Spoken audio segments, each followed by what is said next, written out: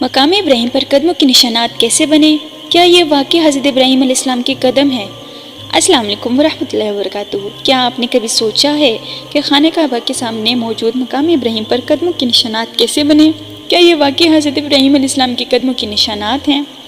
ये पत्थर नर्म कैसे हुआ और अल्लाह ताला ने उसे क़यामत तक महफूज क्यों रखा? आज की वीडियो में हम इन तमाम सवालात के जवाब कुरान, सही हदीस और मुस्तनद इस्लामी रवायात की रोशनी में जानेंगे। तो आइए शुरू करते हैं। मकाम इब्राहिम क्या है? मकाम इब्राहिम एक मुबारक पत्थर है जो मस्जिद अल हराम में खाना काबा के करीब महफूज है।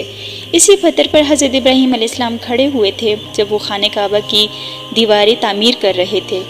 हज़रत इस्माईल अलैहिस्सलाम नीचे से पत्थर ला कर देते थे और हज़रत इब्राहिम अलैहिस्सलाम इन पत्थरों को दीवार में लगाते थे। कदमों के निशानात कैसे बने? इस्लामी रवायात के मुताबिक जब हज़रत इब्राहिम अलैहिस्सलाम इस पत्थर पर खड़े होकर दीवार बुलंद कर रहे थे तो अल्लाह ताला के हुक्म से ये पत्थर नरम हो गया। इनके मुबारक कदम इसमें धंस गए और इनके कदमों के निशानात हमेशा के लिए इस पत्थर पर महफूज हो गए।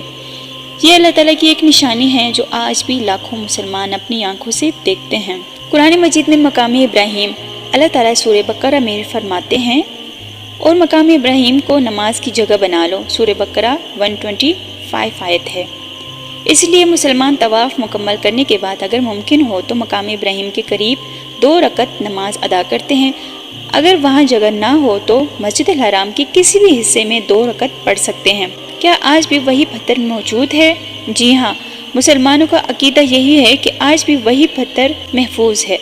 इस हिफाजत के लिए शीशे और सुनहरी जाली के अंदर रखा गया है ताकि उसे नुकसान ना पहुँचे। वक्त के साथ इसके गिर्द हिफाजती ढांचा तब्दील होता रहा लेकिन पत्थर महफूज रहा। मकाम इब्राहिम की फजीलत।